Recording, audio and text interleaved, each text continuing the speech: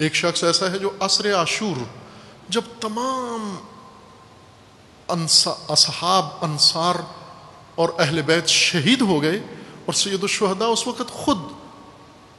جنگ کے لیے تیاری کر کے روانہ ہو رہے ہیں آخری جنگ کے لیے،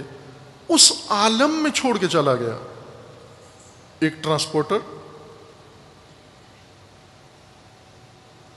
جس سے سید الشہداء نے گھوڑے اور اونٹ کرائے پہ لیے ہوئے تھے، مکہ سے لیے تھے، ساتھ لیا تھا، کربلا تک وہ لے کر آئے۔ اس نے دیکھا کہ اب تو امام بھی جا رہے ہیں،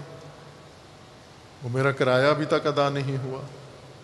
اتنے دن ان کے ساتھ رہا ہوں، اتنے دن اونٹ گھوڑے دیے ہیں۔ آیا اور آ کر عرض کرنے لگا کہ اب میرا رہنا آپ کے لیے فائدہ مند نہیں ہے، چونکہ سب ختم ہو گیا، اب آپ میدان میں جانے والے ہیں، ساری داستانی ختم ہونے والی ہے، آپ بھی شہید ہو جائیں گے، تو اگر ہو سکے مہربانی کریں مجھے فارغ کر دیں، میں غریب آدمی۔ سید الشہداء نے جو طے کیا تھا اس کے ساتھ کرایہ اس سے زیادہ دیا، اس وقت عصر عاشور کو۔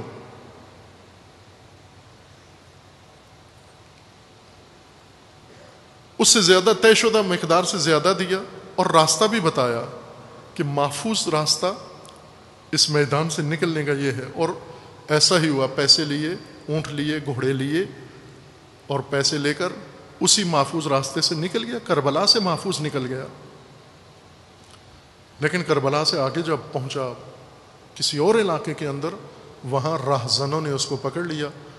اور اونٹ بھی چھین لیے، گھوڑے بھی چھین لیے، پیسے بھی چھین لیے، قتل بھی کر دیا۔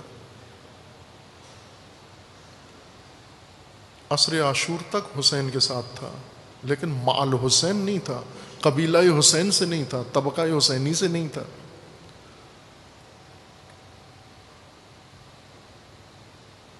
مجھے یاد ہے ایک پاکستان کے ایک شہر میں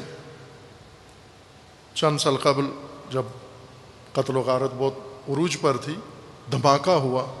محرم الحرام کے مجالس میں، اور وہاں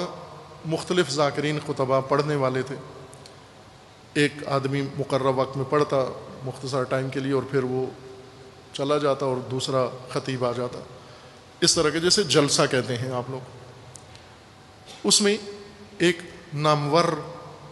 ذاکر نے پڑھ کر وہ ممبر سے اترا اور جانے لگا، اور دروازے پہ، عزاخانے کے دروازے پہ بانی مجلس بیٹھے ہوئے تھے، اور وہ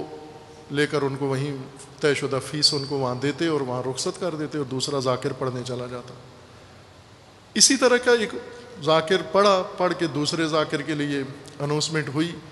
اور دوسرا ابھی ممبر نشین نہیں ہوا تھا اور پہلا گیا، تو اس دوران جب ذاکر تبدیل ہوتا ہے ممبر پہ تو مجمع بھی، ایک بڑی تعداد مجمع بھی اٹھ کے باہر چلا جاتا ہے، پھر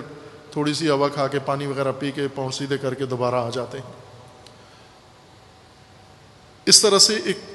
مجمع میں بھی تھوڑی سی تبدیلی آتی ہے جس طرح ممبر پہ آتی ہے۔ تو ایک کثیر تعداد مومنین مجلس سے اٹھے اور گیٹ پہ آ گئے، کچھ باہر نکل رہے تھے، کچھ جو باہر کھڑے ہوئے تھے وہ اندر آ رہے تھے، رش بنا ہوا تھا۔ اسی وقت اسی رش کے اندر دھماکہ ہوا اور بہت بڑی تعداد میں مومنین شہید ہوئے،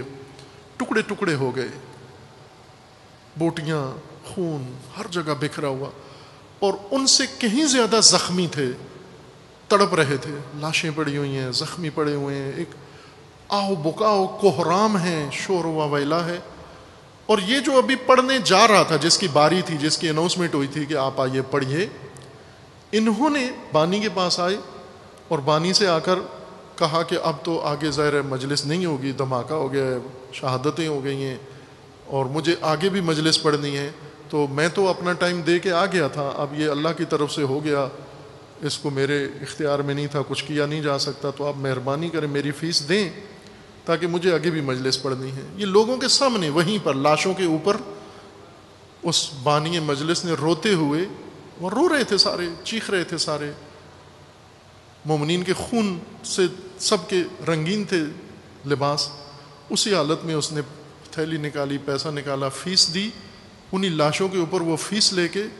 اگلی مجلس پڑھنے، حسین کے اگلے مصائب پڑھنے کے لیے چلا گیا۔ ذکر حسین کرتا ہے، مجلس حسین پڑھتا ہے، مصائب حسین پڑھتا ہے، لاشوں کے اوپر فیس لے کے اگلی مجلس، اگلی جگہ مصائب، اگلی جگہ لوگوں کو رلانے چلا جاتا ہے۔ کربلا میں یہ شخص سید الشہداء کے ساتھ عصر عاشور تک تھا، لیکن مع الحسین نہیں تھا، طبقہ حسینی میں سے نہیں تھا۔